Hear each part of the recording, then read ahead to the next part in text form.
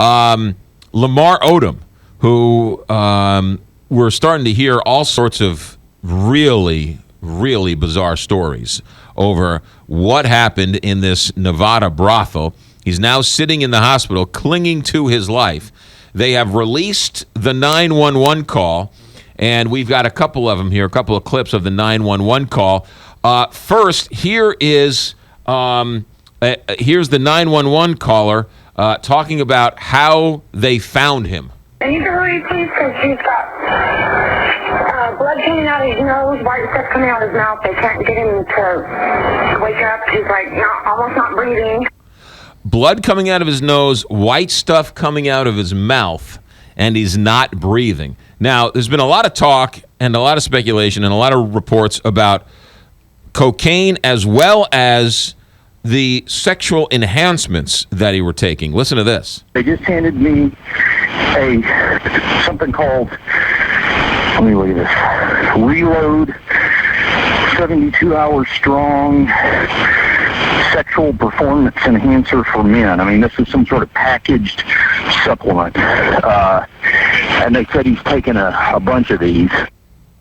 And then, of course, you have this cocktail along with cocaine.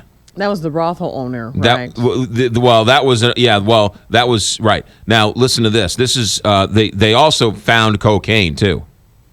As far as you know, there's no cocaine since Saturday?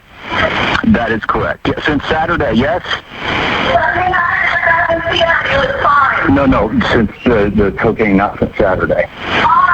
That's what he's asking. As far as you know, not since Saturday. He was fine on Sunday. Yeah, that's correct, sir.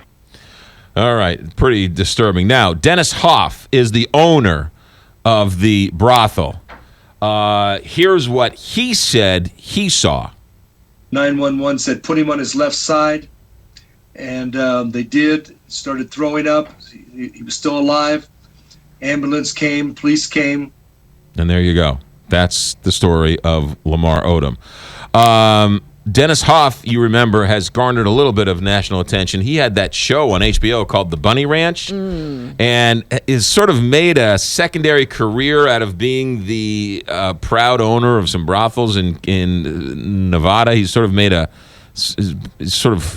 positioned himself as whatever. I don't know. But he was at one of his brothels, and he's now involved in this story.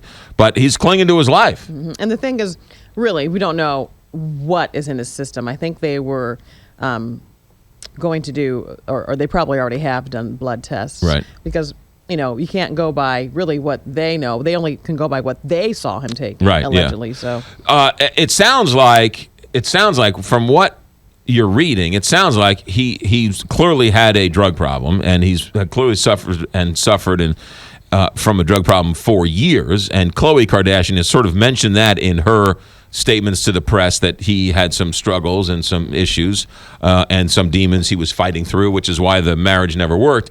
But it sounds like he went on a 3-day bender to sort of almost like a suicide bender, almost, in a sense. I don't know. Right. Nobody knows. But I mean, it's right. But I mean, it sounds really, really bad. So that's the latest with Lamar Odom, who is a basketball player, a well-known basketball player, played for the Lakers, played for the Clippers, and sort of crossed over into that reality world star when he married the Kardashians.